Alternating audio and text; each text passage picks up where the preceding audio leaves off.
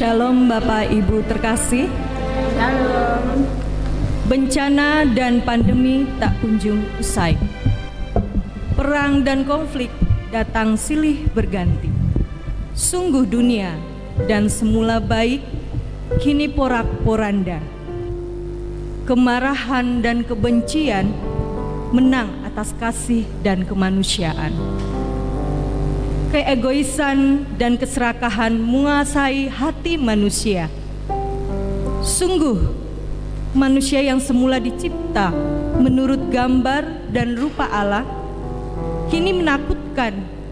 Penderitaan telah meremukkan tulang. Ketakutan menyimakkan harapan. Ratap tangis merenggut senyum sukacita. Sungguhkah janji keselamatan Allah itu nyata? Bapak Ibu, kita akan menerima berkat pada pagi hari ini. Kami undang Bapak Ibu untuk bangkit berdiri. Kita akan beribadah, memuji, memuliakan nama Tuhan. Datanglah ke hadapan Allah, hai kamu yang haus, sebab Dialah sang air hidup yang memuaskan dahaga. Kami datang menghadap Allah yang mengalirkan air sungai kehidupan. Datanglah ke hadapan Allah, hai kamu yang lapar, sebab Dialah sang roti hidup yang memuaskan hasrat. Kami datang menghadap Allah yang memberikan dagingnya untuk hidup dunia. Marilah turut serta dalam perjamuan Tuhan, sebab Dia yang mengundang kita adalah setia dan penuh kasih. Terpujilah Allah, Anak dan Roh Kudus yang setia memegang janji keselamatannya atas manusia. Kita akan menyanyikan dari NKB 5, bait yang pertama dan kedua, seluruh dunia, hai nyanyikanlah.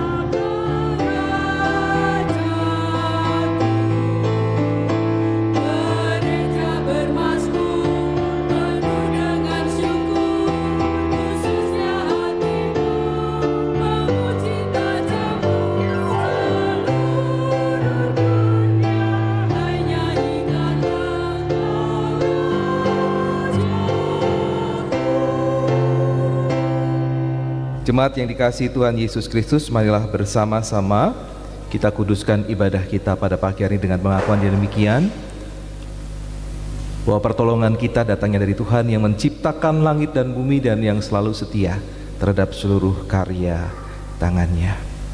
Kasih karunia dan damai sejahtera dari Allah Bapa kita serta dari Tuhan Yesus Kristus menyertai saudara sekalian. Amin. Silakan duduk.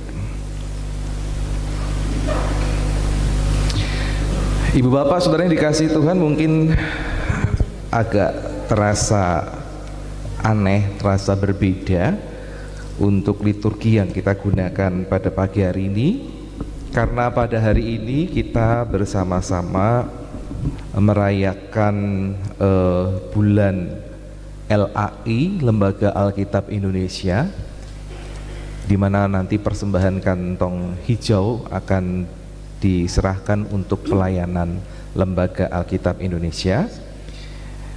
Liturgi yang kita gunakan mengacu pada liturgi yang ditawarkan oleh Lembaga Alkitab Indonesia. Jadi mari kita menikmati saja liturgi ini, biarlah kita bersama-sama terberkati atau diberkati dalam ibadah ini, di mana judul atau tema dari Firman Tuhan pada pagi hari ini adalah firman Allah atau firman ilahi berkuasa membarui. Mari bersama-sama kita menaikkan doa pengakuan dosa terlebih dahulu. Mari kita berdoa.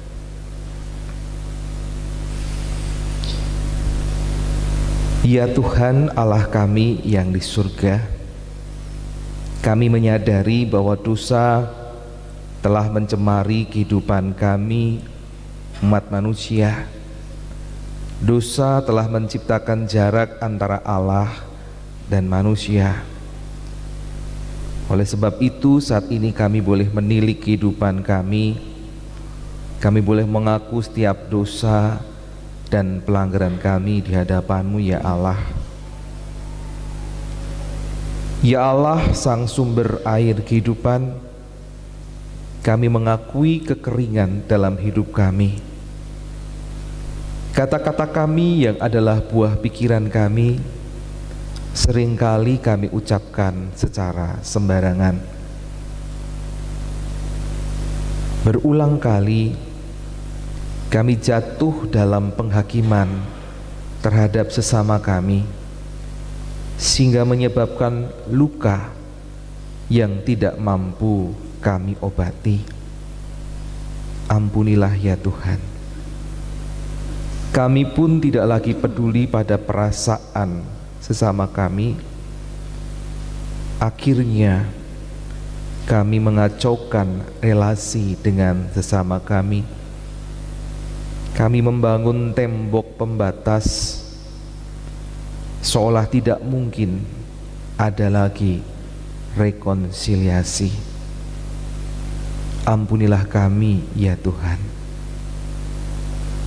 Seringkali kami sangat yakin bahwa perspektif atau cara pandang kamilah yang paling tepat, yang paling benar, sehingga kami lupa diri dan semakin memusatkan pikiran hanya pada kepentingan diri kami sendiri. Ampunilah kami ya Tuhan. Kami pun bersikap seolah-olah hanya kami dan kelompok kamilah yang diciptakan menurut gambar dan rupa Allah, sehingga merasa berhak mengucilkan umat ciptaan-Mu yang lain, bahkan mengabaikan kelestarian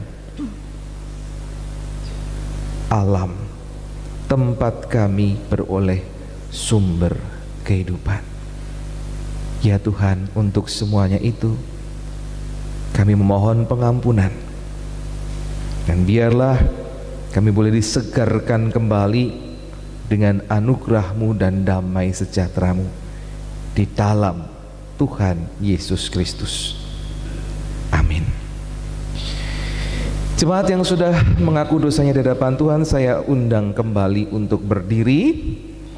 Berita anugerah pada pagi hari ini diambil dari Yohanes pasal 4 ayat 14 yang berbunyi demikian.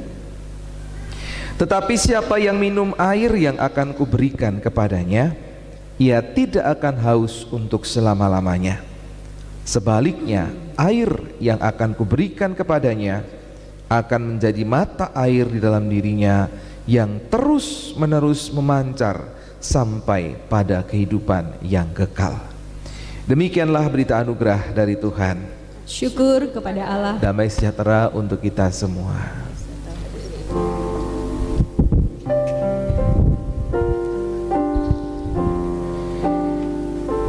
Iya, mari bersama-sama kita menunjukkan sukacita kita, kerinduan kita kepada Tuhan melalui NKB 16. Ku amat haus di gurun dosa.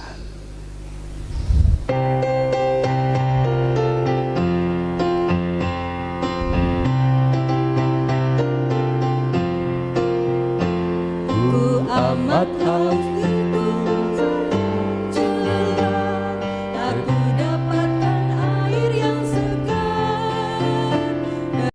tapi ku hampiri salib Golgota, ku dapat air hidup yang benar. minum pada sumber air hidup. Puas jiwaku, bersuka hatiku, minum pada sumber air hidup. Oh, ajaib dan berlimpah bagiku.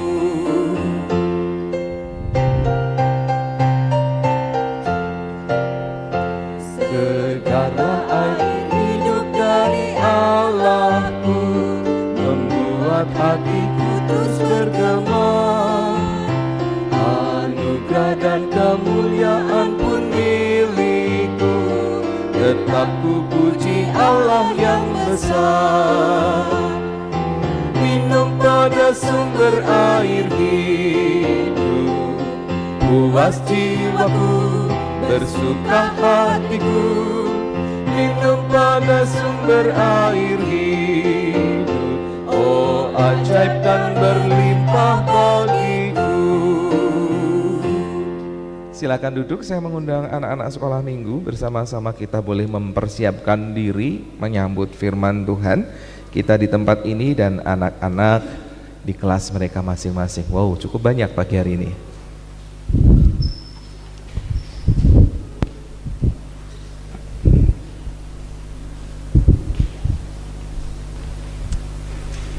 Oke, adik-adik siap untuk sekolah minggu? Siap mendengarkan firman Tuhan? Iya, mari Ibu Bapak bersama-sama dengan anak-anak kita berdoa. Ya Tuhan Allah kami yang di surga, sungguh kami bersyukur sebagai anak-anak-Mu yang boleh disapa melalui firman Tuhan. Biarlah bersama dengan anak-anak kami boleh belajar akan kebenaran firman-Mu. Anak-anak kami boleh belajar firman Tuhan di kelas sekolah minggu masing-masing, dan kami belajar firman Tuhan di gedung gereja ini. Engkau memberkati sehingga melalui Roh Kudus kami dimampukan untuk mendengarkan firman-Mu, mengamininya, dan memberlakukan firman itu di dalam kehidupan hari lepas hari. Engkau memberkati kakak-kakak sekolah minggu, mereka menjadi teladan yang baik, sehingga firman Tuhan yang keluar dari mulut mereka menjadi cerita yang indah yang dihidupi pula melalui keteladanan para kakak sekolah minggu.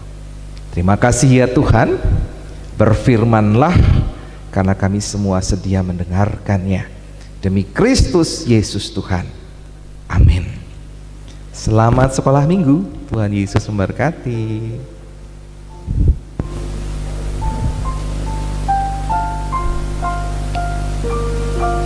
Sebelum firman Tuhan dibacakan, mari kita bersama-sama menyiapkannya dengan NKB 98.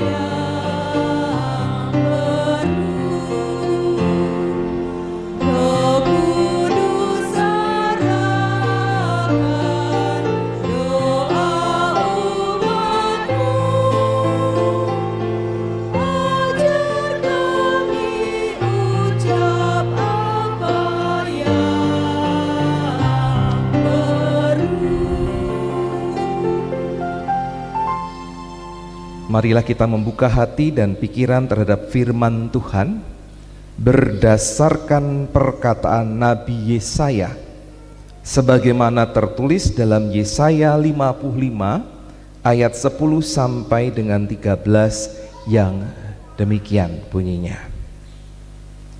Sebab seperti hujan dan salju turun dari langit dan tidak kembali ke situ, tetapi mengairi bumi, membuatnya subur dan menumbuhkan tanaman, memberikan benih kepada penabur dan makanan kepada orang yang mau makan.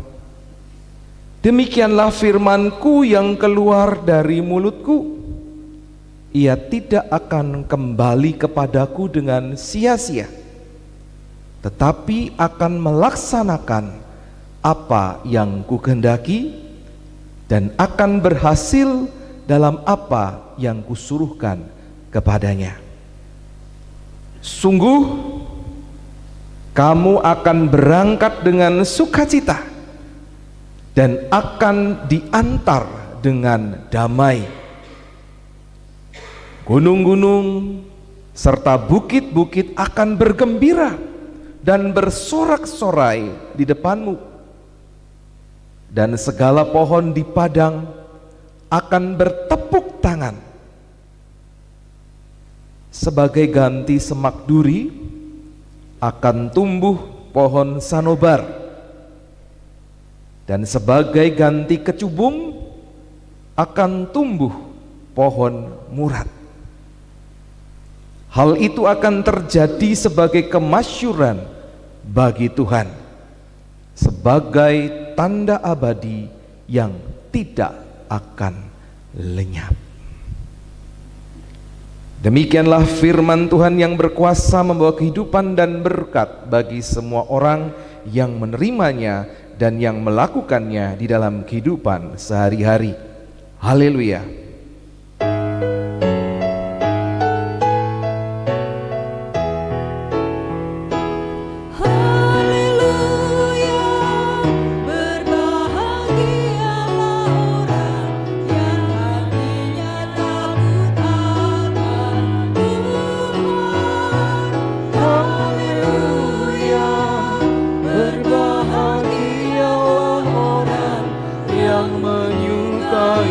Segala titahnya.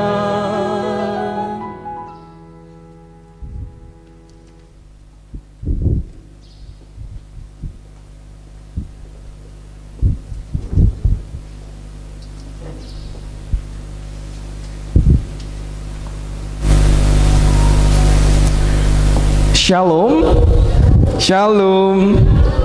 Ya, kita menikmati ya liturgi tadi. Ada perbedaan tetapi cukup menarik untuk bersama-sama kita nikmati. Firman ilahi berkuasa membaharui. Saya akan memulainya dengan, mari kita lihat sesosok pribadi yang namanya Jokowi. Siapa sih yang nggak kenal wong dia adalah presiden, ya. Jokowi adalah pemimpin Indonesia yang fenomenal. Kita mengenalnya sejak beliau menjabat sebagai wali kota Solo, sudah begitu terkenal.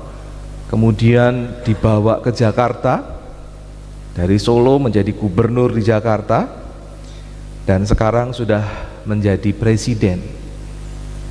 Dan saat ini menjelang usai masa pemerintahan yang kedua, beliau tetap fenomenal. Ada informasi yang saya dapat, berdasarkan survei kepuasan yang diselenggarakan oleh LSI terakhir di bulan Juli yang lalu, tingkat kepuasan publik terhadap kinerja Jokowi mencapai 81,9%. Jadi semakin mau selesai, kepuasannya meningkat sampai 81,9%, yang artinya dari 277.640.000 ya, jiwa rakyat Indonesia, 278,64 juta ada 228,21 juta jiwa yang merasa puas. Luar biasa ya. Sehingga pantas saja meskipun banyak hatersnya, Pak Jokowi itu banyak hatersnya, namun suara Jokowi sangat diperhitungkan oleh berbagai macam atau para politisi sangat memperhitungkan suara Jokowi, terutama untuk meraih keuntungan dukungan masyarakat dalam pemilu presiden tahun depan ya. Nah, jadi pasti saudara tidak asing ini dengan kalimat kata Jokowi, besok giliran Bapak Prabowo. Pernah dengarkan ya? Besok giliran Pak Prabowo yang jadi presiden. Kalimat ini pernah diucapkan Jokowi dan dikutip untuk mempublikasikan Prabowo sebagai calon presiden. Saya tidak kampanye karena semua nama nanti akan saya sebut ya. Di pihak lain tidak mau kalah, kelompok lain kemudian mencantumkan kalimat Jokowi pilih Ganjar jadi presiden ya. Jadi suaranya presiden begitu perhitungkan. Sementara itu karena Anies dinilai kebijakannya agak bertentangan ya, sering bertentangan dengan Jokowi, maka kelompok Anies mengembangkan tagline perubahan yang senada dengan kalimat restorasi yang artinya memugar menjadi lebih baik. Paling tidak 3 nama itu yang mulai mengemuka menjadi bakal calon presiden, belum calon, baru bakal calon presiden, belum didaftarkan, belum didok gitu ya, jadi baru bakal calon. Jadi saya tidak sedang kampanye karena semua nama bakal calon presiden tadi saya sebutkan, tapi lagi-lagi tokoh sentralnya adalah Jokowi. Beruntung ibu bapak saudara, kita punya keputusan jabatan presiden itu hanya 2 periode atau 2 kali 5 tahun sama dengan 10 tahun. Ini mencegah Jokowi berubah menjadi pribadi yang otoriter dan jumawa. Jumawa itu sombong. Karena suaranya itu begitu berkuasa di hampir 10 tahun masa pemerintahannya. Dan kekuasaan ini diakui atau tidak telah memberikan perubahan yang lebih baik. Buktinya 228 juta penduduk Indonesia menyatakan puas. Nah ibu bapak saudara, bicara soal kepuasan, kemudian bicara soal pernyataan yang berkuasa untuk mengubah tadi Indonesia, maka tema kita juga bicara soal perubahan dan kekuasaan, yaitu firman ilahi yang berkuasa membarui ya. Membarui, dulu saya kenalnya membaharui dari kata baharu, tapi tampaknya terlalu terlalu puitis dan tidak langsung tepat ke sasaran, sehingga yang diambil kata adalah membarui. Asal katanya adalah baru dengan awalan me dan akhiran i, yang artinya apa? Membuat menjadi baru. Kalau Jokowi punya pernyataan yang kemudian menjadi kebijakan dan itu mengubah Indonesia menjadi lebih baik, maka pasti lebih lagi yang dimiliki oleh Tuhan. Firman-Nya berkuasa menjadikan semua menjadi baru, menjadi lebih baik, menjadi lebih indah. Dalam kitab Kejadian, Allah mengubah tohu wa bohu, itu kata apa bahasa Ibraninya, artinya apa? Kacau balau, tohu wa bohu. Hal yang kacau balau tadi diubah menjadi teratur. Gelap itu dipisahkan dengan terang. Air dipisahkan dari yang di langit, kemudian yang daratan dan perairan sendiri. Di daratan kemudian ditumbuhkan dengan aneka tumbuhan. Di air ikan berkeriat. Kemudian aneka makhluk dihadirkan untuk mendiami di air, darat, dan udara. Diciptakan dengan apa? Firman. Hanya dengan kata-kata ilahi, firman ilahi, itu berkuasa membaharui yang kacau balau tadi. Hanya manusia, ibu bapak saudara, yang lebih spesial. Karena manusia itu tidak diciptakan dengan firman, tetapi dibentuk dengan tangannya secara khusus, dibentuk sebaik mungkin, kemudian dihembusi dengan nafas kehidupan, sehingga kemudian manusia menjadi gambar dan rupa Allah. Firman Tuhan ini secara umum membaharui dari sesuatu yang tidak baik menjadi, kalau Tuhan katakan dalam penciptaan, amat baik. Sungguh amat baik, sungguh amat indah. Kita menuju bacaan kita. Konteks bacaan kita adalah masa pasca pembuangan, di mana Nabi Yesaya memberikan harapan bahwa bangsa yang dibuang ini, yang diasingkan kemana? Ke Babel, diasingkan dari habitatnya sendiri, akan dikembalikan ke Yerusalem. Ada kekhawatiran bagi umat ini bahwa negeri yang sudah ditinggalkan satu generasi berubah menjadi padang gersang yang penuh dengan semak duri. Daerah ini telah mereka tinggal, bukan ditinggali, mereka tinggal selama berapa tahun?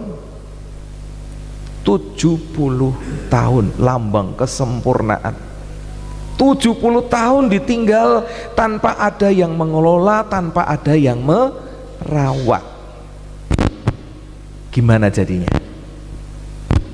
Sebagai contoh ya, Ibu Bapak lihat di seberang Pastori itu kan ada rumah ya.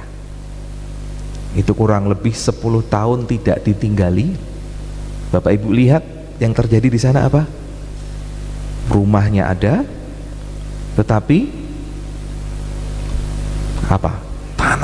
Rumput, ada tanam-tanaman yang liar tumbuh di sana menutupi rumah. Saya tidak tahu dalamnya rumah itu gimana. Itu kalau rumah tidak ditinggali bertahun-tahun akan jadi seperti itu.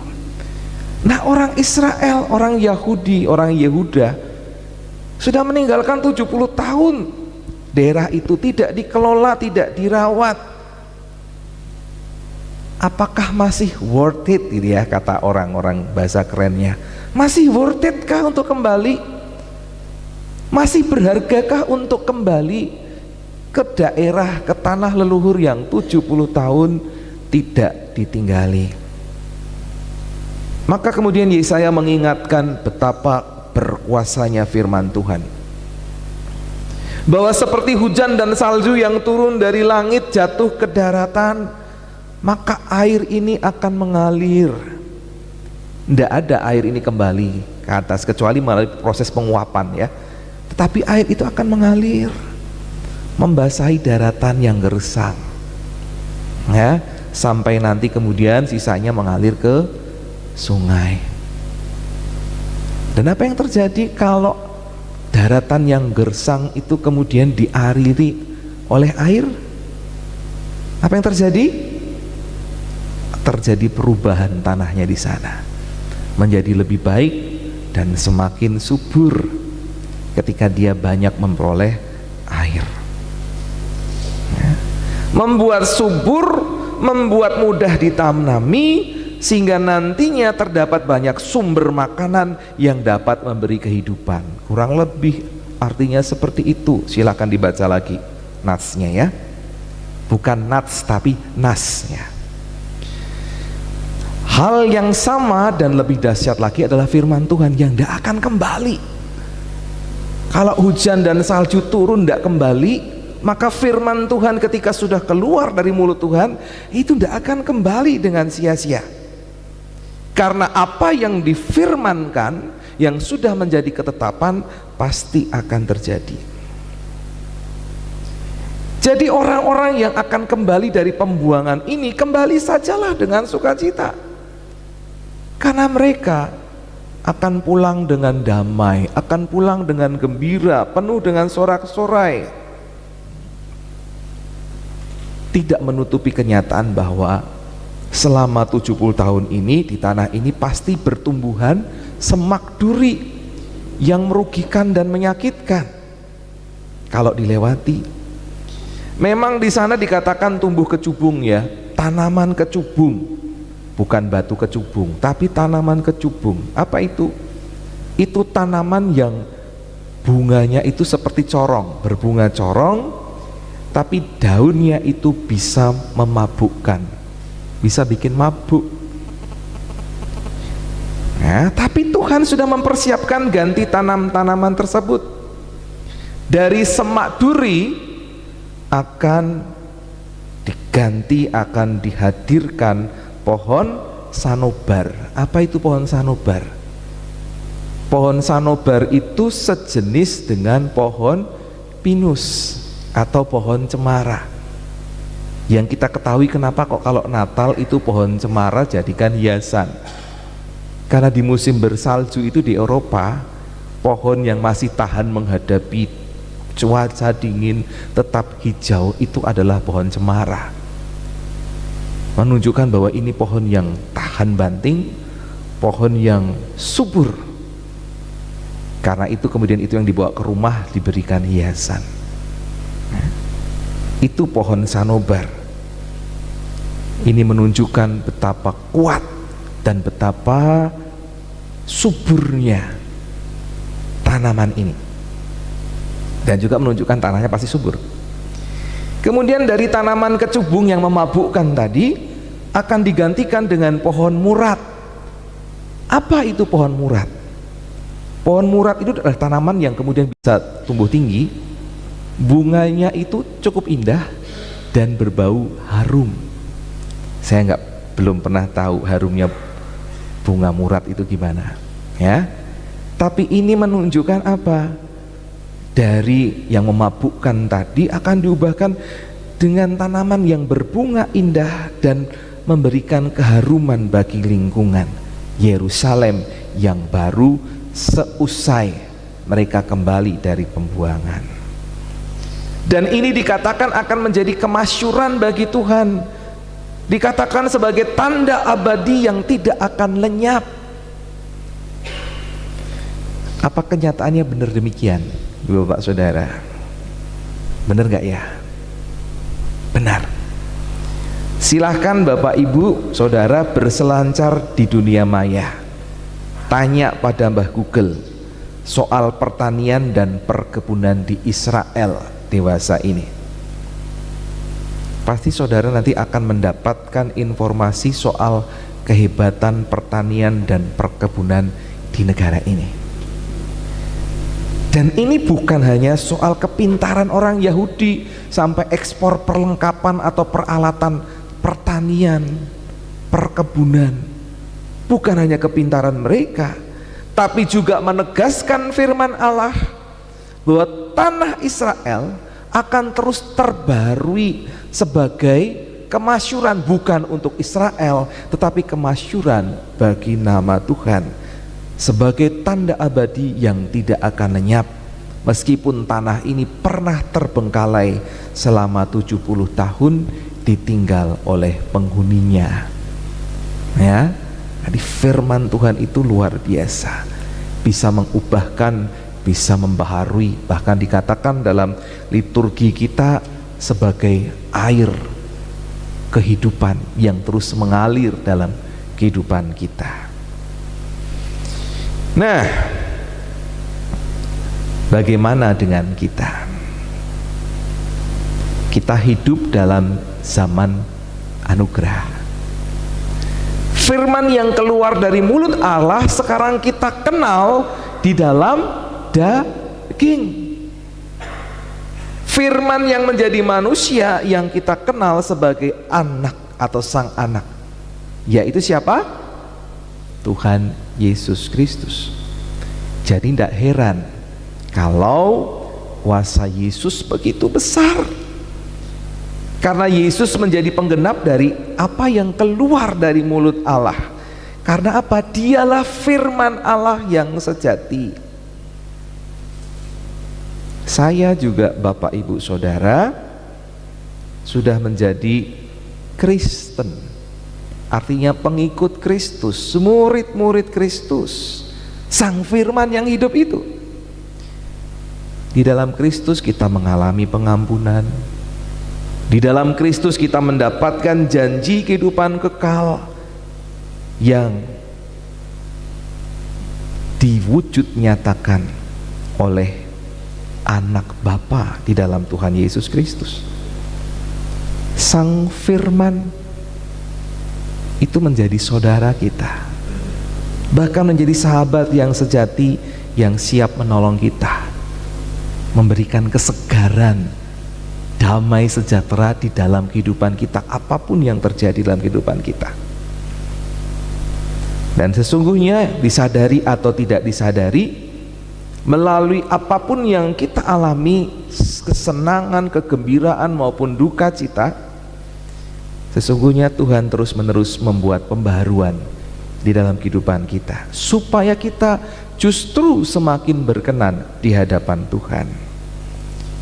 Cuma memang pembaharuan ini akan sia-sia kalau kita sembrono dalam menerapkan kehendak bebas kita.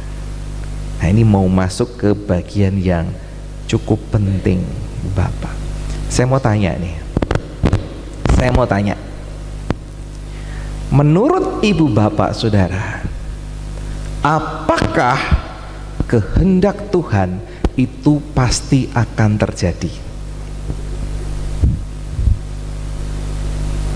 Menurut Bapak Ibu Saudara, kehendak Tuhan apakah itu pasti akan terjadi? Ada yang mau jawab? Pak Santo bilang pasti terjadi. Bu Romati bilang pasti terjadi. Ibu Bapak, kehendak Tuhan apakah pasti akan terjadi? Dua mengatakan pasti terjadi. Ibu Bapak sepakat? Yang sepakat angkat tangan. Yang tidak sepakat angkat tangan. Yang bingung angkat tangan. Yang bingung silakan. Lah terus yang nggak angkat tangan sama sekali lagi ngapain itu? Setuju ndak setuju ndak, bingung ndak, terus ngapain nih yang keempat ini? Tidak berpendapat. Oh, yang tidak berpendapat angkat tangan? Enggak juga. Kamu siapa ya? Nah ini ada kesalah kaprahan dalam pemahaman kita selama ini. Ya, saya mengatakan kehendak Tuhan itu tidak selamanya terjadi. Wih, Pak David iki piye ya? Cuma Pak Tommy yang berani angkat tangan. Wih, sama dengan saya. Kehendak Tuhan itu tidak selamanya terjadi. Ya. Kenapa? Kita sering baca Alkitab loh. Kita sering mendapati kata-kata atau kalimat, maka menyesallah Allah. Embuh, alasannya apa? Maka menyesallah Allah. Kenapa Allah menyesal? Karena kehendaknya tidak selalu bisa terjadi. Nah, dalam Kejadian, Allah berkehendak supaya Adam menaati perintahnya, ya. Tapi jadinya apa? Adam nggak taat akan perintah Tuhan. kehendak Tuhan Adam itu taat, tetapi nyatanya enggak. Kehendak Tuhan kita semua ini taat kepada Tuhan. Kenyataannya taat gak? Masa enggak sama sekali? Dong apa salah? Kadang-kadang taat, kadang-kadang tidak. Itu kan berarti kehendak Tuhan enggak terjadi. Tidak selalu terjadi. Hah? Siapa yang bikin kehendak Tuhan tidak selalu terjadi? Siapa? Alam semesta? Alam semesta ada dalam kuasanya. Tetapi yang membuat kehendak Allah mungkin tidak terjadi adalah manusia. Dengan senjata terbesarnya apa? Kehendak bebas. Kita punya kehendak bebas dan itu nggak bisa dicampuri Allah. Kehendak bebas manusia inilah yang membuat kehendak Allah bisa tidak terjadi. Karena itu kita berdoa kan, jadilah kehendakmu di bumi seperti di surga. Kenapa harus didoakan? Kalau nyata-nyata kehendak Tuhan pasti terjadi. Kita doakan begitu karena ada kemungkinan kehendak Allah tidak terjadi. Tuhan Yesus di Getsemani, berdoalah bersama dengan aku. Ya. Tapi apa kenyataannya? Itu kehendak Allah loh, kehendak Yesus loh. Berdoalah bersama dengan aku supaya kamu tidak jatuh dalam cobaan. Tapi nyatanya mereka berdoa? Mereka nggak berdoa. Ya. Maka Tuhan katakan apa? Roh memang penurut, tapi daging lemah. Kita punya kehendak bebas yang bisa jadi tidak menurut kehendak Allah. Ya. Nah, pertanyaan selanjutnya, kalau demikian, Allah ini maha kuasa nggak sih? Wong ternyata kehendaknya bisa nggak terjadi, dia maha kuasa nggak sih? Nih pertanyaan kedua, Allah maha kuasa nggak? Tapi Pak Santo bilang maha kuasa Pak, tetapi rasanya nggak yakin maha kuasa. Allah maha kuasa enggak Bapak Ibu? Allah maha kuasa enggak? Aduh, ayo kok pada domblong, pada bingung. Allah maha kuasa enggak? Maha kuasa. Allah itu maha kuasa. Kehendaknya mungkin tidak akan terjadi, ya, tetapi ketetapannya, nah ini ketetapannya pasti akan terjadi. Apa yang sudah ditetapkan Allah itu akan terjadi. Bedakan antara kehendak Allah dan ketetapan Allah. Tuhan bilang, pada saat kamu memakan buah itu, maka engkau akan mati. Memang kelihatannya nggak mati, tapi jangan mati. Sudah terputus hubungannya, itu sama seperti berkali-kali saya katakan, HP yang masih ada powernya, yang nanti kemudian pada waktunya nggak bisa digunakan lagi karena mati. Sudah mati, jadi tidak terhubung lagi dengan yang punya kehidupan. Ketetapan Tuhan menyatakan begitu, maka setiap orang pasti mati. Hanya orang-orang tertentu dengan rencana tertentu yang tidak akan mati. Misalnya siapa Bapak Ibu? Ada Elia, ada siapa lagi? Henok.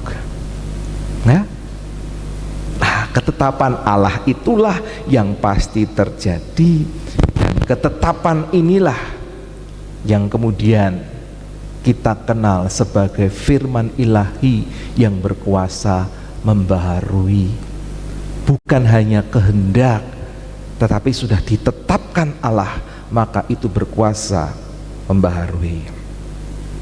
Karena itu Ibu Bapak Saudara, kita ini punya kemampuan untuk menggagalkan kehendak Allah, tetapi tidak mampu menggagalkan ketetapan Allah. Apa yang harus kita lakukan? tundukkanlah kehendak-Mu,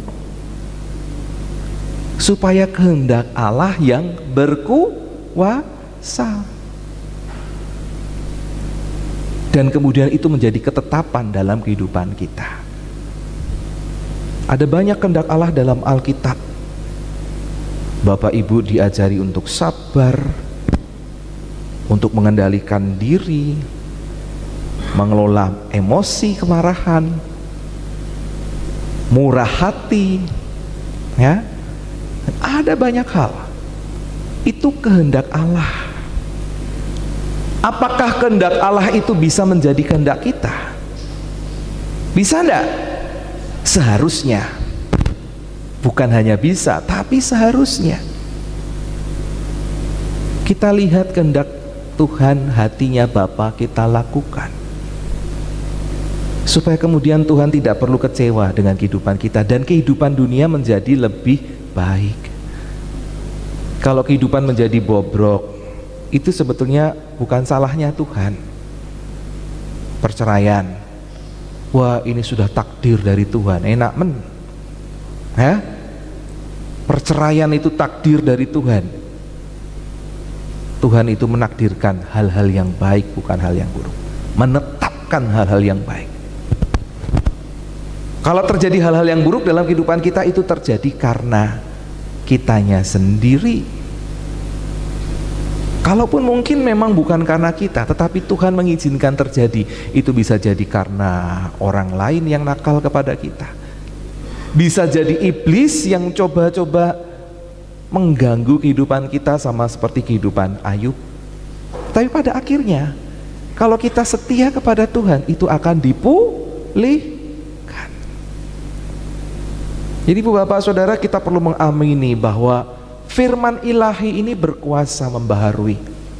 Salah satu hambatannya tidak berkuasa membaharui adalah ini loh, hati kita.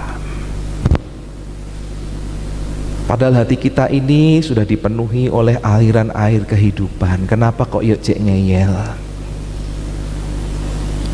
Kita tidak mendengarkan kehendak Tuhan dalam kehidupan kita. Karena itu Bapak Ibu, mari saya, Bapak Ibu Saudara, belajar merendahkan diri di hadapan Allah, sehingga kita bisa berkata, bukan kehendakku yang jadi ya Tuhan, tetapi kehendak-Mu. Supaya kemudian ketetapannya lah yang dinyatakan, dan akhirnya kita bisa melihat rancangan damai sejahtera yang Tuhan sudah tetapkan buat kehidupan kita. Taatilah firman Tuhan yang sengaja tadi dibuat ke depan kita baca, ya, menjadi sesuatu yang mengingatkan, iya firman Tuhan yang dibaca itu harus ditaati, harus dilakukan dalam kehidupan kita.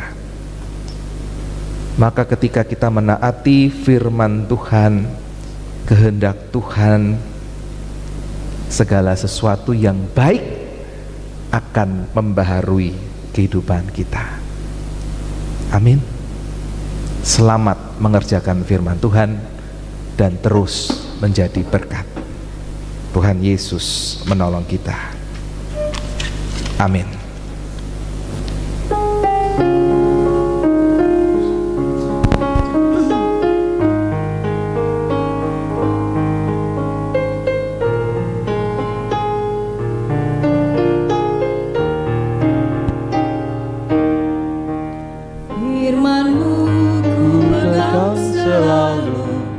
Saat duka, saat senang, jalan hidup yang akan datang, tangan Tuhan yang memegang.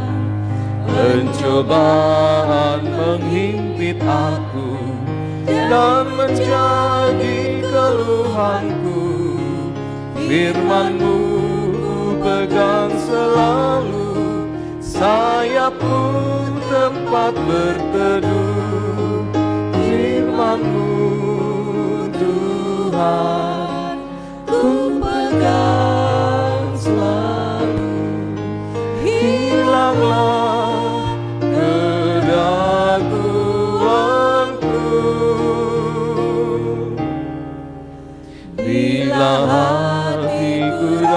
masa susah, padamu aku berserah.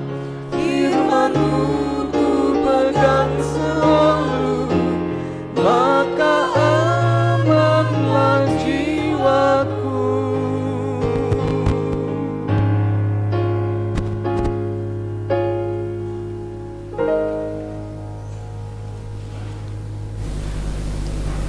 Marilah kita bersama-sama dengan umat Allah di masa lalu, masa kini, masa depan, mengingat pengakuan pada baptisan kita menurut pengakuan iman rasuli.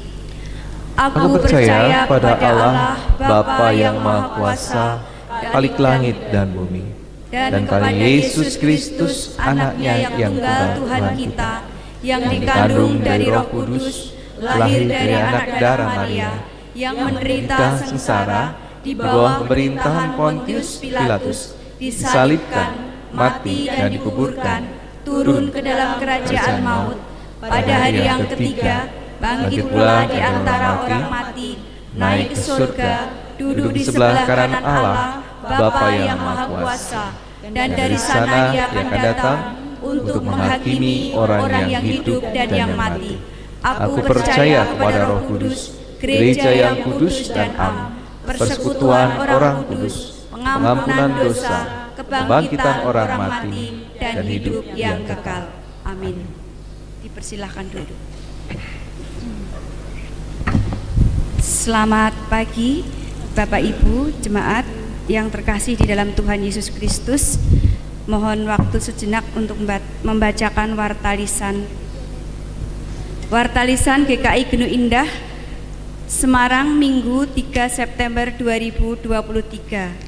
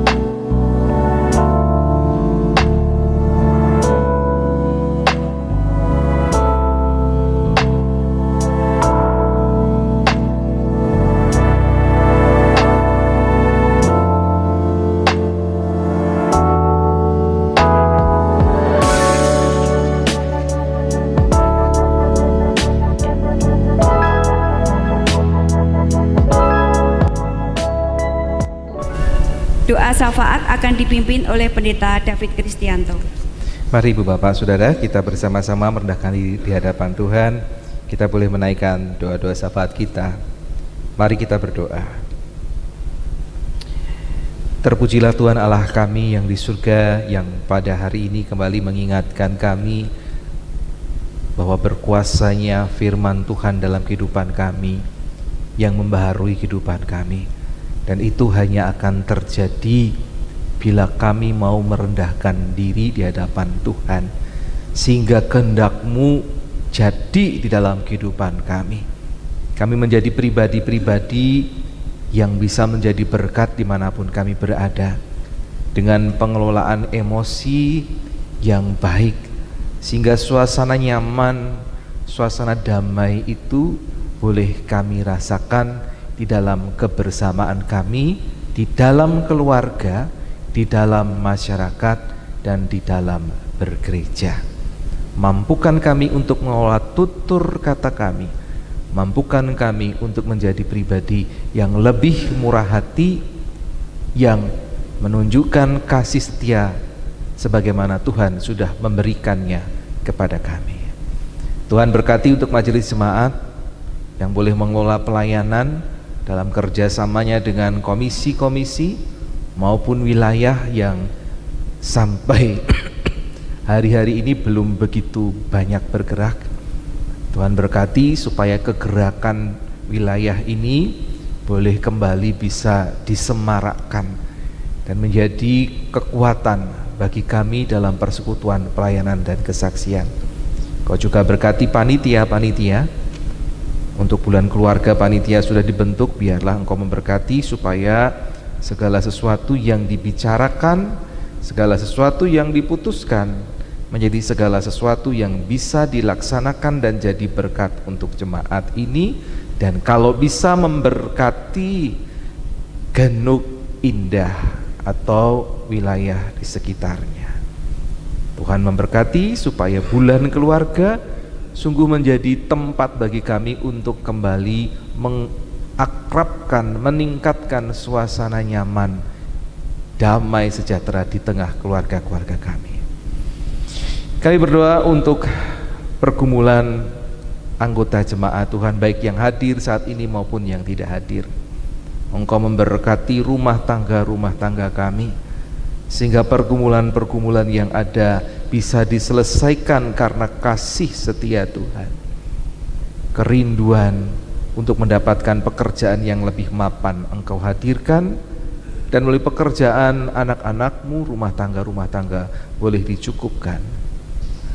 Bagi mereka pasangan muda yang masih menantikan buah hati di tengah keluarga mereka, biarlah Engkau mendengarkan dan mengabulkan. Karena sepanjang apa yang hamba-Mu ketahui, bahkan sampai berpuluh tahun pun tidak ada yang mustahil di hadapan Tuhan. Ada banyak pasangan yang menantikan buah hati itu pada akhirnya dengan ketekunan berserah kepadamu mendapatkannya. Tuhan juga memberkati saudara-saudara kami supaya tidak terjebak dalam pergaulan bebas. Anak-anak Tuhan boleh mendapatkan pasangan yang seimbang, yang seiman di dalam Tuhan, sehingga biarlah mereka boleh membuka pergaulan-pergaulan yang benar di hadapan Tuhan. Tak lupa kami berdoa untuk mereka yang sakit. Di dalam Tuhan Yesus Kristus Engkau memberikan kekuatan, pemulihan, dan kesembuhan, dan biarlah kami hadir menjadi saudara-saudara yang mendukung, menghibur, dan menguatkan mereka. Bagi saudara-saudara kami yang berduka, sebagaimana keluarga dari Bapak Sosro Handrio almarhum, biarlah keluarga ini mendapatkan penghiburan sejati dari Tuhan. Damai sejahtera-Mu terus dilimpahkan, dan kebersamaan di tengah-tengah kasih Tuhan terus meningkat. Kami berdoa juga untuk saudara-saudara kami yang berulang tahun. Secara khusus kami berdoa untuk Dinda dan juga Rio. Kau memberkati sehingga di usia yang ditambahkan ini anak-anak-Mu tekun setia di dalam hubungan mereka dengan Tuhan, sehingga mereka boleh menjadi berkat apapun yang mereka lakukan. Kami berdoa untuk Tunas Wacana, biarlah terus menjadi pelayanan kami, membentuk pribadi-pribadi anak-anak yang pada akhirnya takut akan Tuhan, dan mereka mengalami keberhasilan di masa depan mereka menjadi berkat. Kau berkati guru-guru yang mengelola Tunas Wacana, yayasannya yang juga mencarikan dana, biarlah semuanya itu boleh berjalan dengan baik. Mereka bekerja untuk kemuliaan nama Tuhan, dan pelayanan ini boleh jadi berkat. Terima kasih Tuhan.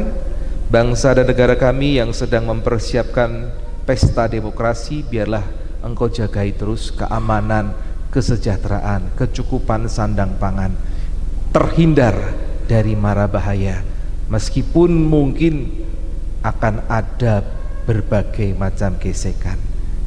Biarlah damai sejahtera Tuhan terus dilimpahkan untuk negeri ini. Akhirnya ya Tuhan, terimalah doa permohonan kami yang dalam keterbatasannya kami haturkan kepada Bapa di surga, di dalam Tuhan Yesus Kristus yang sudah mengajar kami berdoa dengan doa yang sempurna.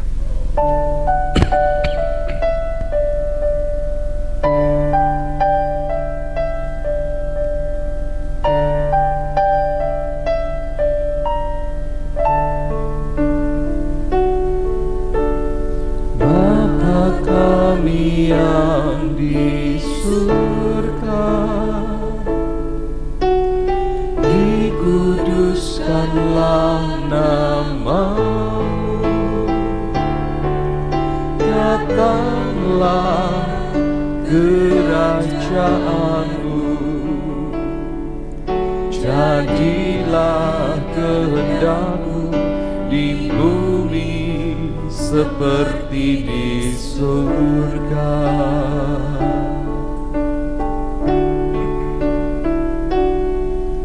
Berikanlah kami pada hari ini makanan kami yang secukupnya, dan ampunilah kami akan kesalahan kami, seperti kami juga mengampuni orang yang bersalah kepada kami,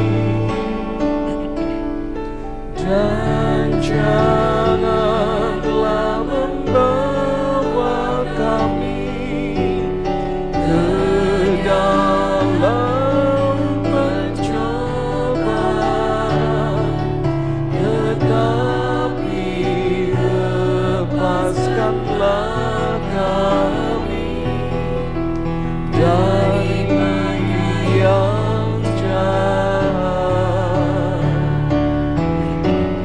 karena Engkau-Lah yang mempunyai kerajaan dan kuasa dan kemuliaan sampai selama-lamanya.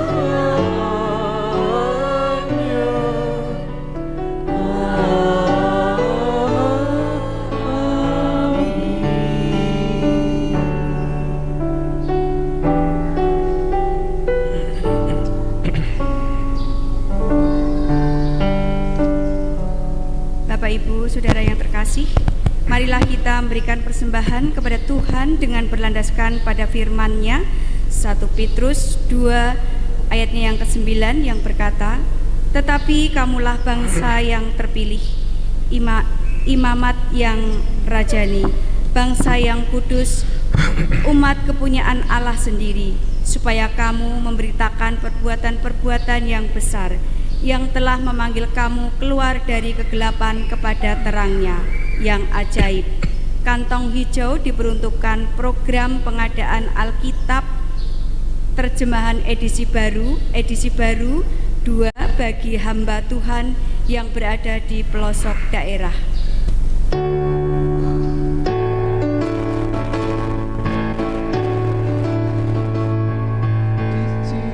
Di sini aku bawa Tuhan persembahan hidupku, semoga berkenan. Berapalah nilainya Tuhan dibandingkan berkat-Mu yang telah Kau limpahkan. Terimalah Tuhan, oh terimalah Tuhan.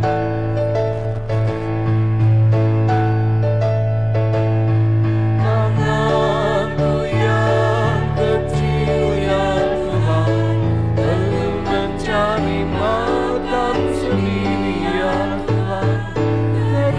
Terimalah hatiku Tuhan, menjadi persembahan yang Tuhan berkenan. Terimalah Tuhan, oh terimalah Tuhan. Marilah kita berdoa dengan berbalasan. Orang-orang sengsara yang miskin mencari air tetapi tidak mendapatkan, namun kami umat-Mu percaya Engkau Allah yang tidak akan membiarkan umat-Mu kehausan. Engkau akan mengalirkan air sungai kehidupan kepada kami ini ya Allah. Kiranya persembahan kami dan hidup kami selalu mampu meneruskan aliran sungai-Mu kepada setiap orang yang menderita agar beroleh kelegaan, yang berputus asa beroleh harapan baru, yang goyah imannya beroleh keteguhan hati. Amin. Bapak-bapak, saudara, marilah kita sebagai orang percaya, orang yang sudah mendengarkan firman Tuhan tadi, percaya bahwa firman Tuhan itu berkuasa membaharui, biarlah kita dengan rendah hati dipakai Tuhan untuk menjadi berkat dan alat kemuliaan-Nya di tengah-tengah kehidupan kita masing-masing. Kita harus membawa berita.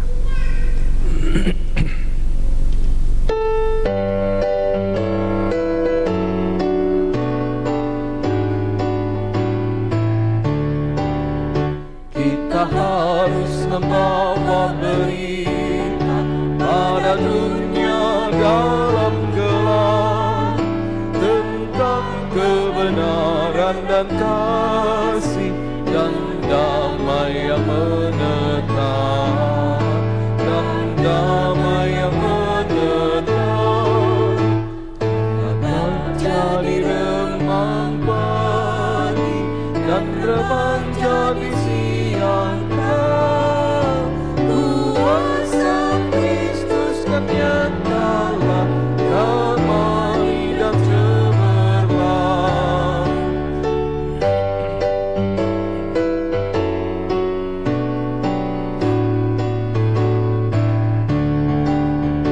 Kita harus bersaksi di dunia tentang kuasa darah kudus.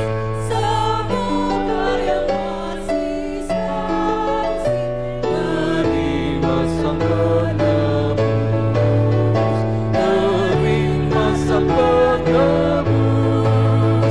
Karena gelap jadi remang pagi dan remang jadi siang terang. Kuasa Kristus kan nyatalah, damai dan cemerlang. Tuhan Yesus memanggil kita untuk menaburkan firman Tuhan. Kami siap pergi memberitakan firman Tuhan. Seperti para murid yang berjalan di atas air meninggalkan kenyamanan perahunya, menghampiri sang guru dan ikut serta dalam pekerjaan yang sudah terlebih dahulu Tuhan lakukan. Kita pun dipanggil untuk berjalan ke arah Tuhan Yesus dengan iman yang teguh. Kami siap melangkah di dalam iman dan turut serta dalam karya keselamatan Allah bagi dunia. Pulanglah dalam damai sejahtera Tuhan dan terimalah berkat-Nya.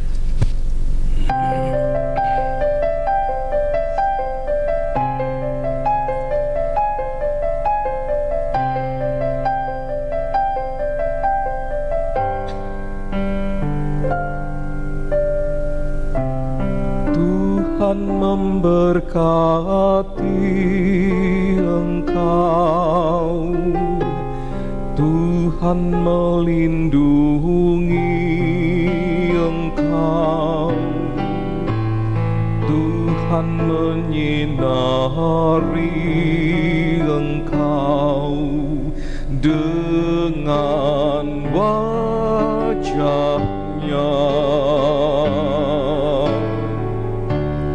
Tuhan memberi kasih karunia, menghadapkan wajah-Nya padamu dan memberi damai sejahtera untuk selamanya.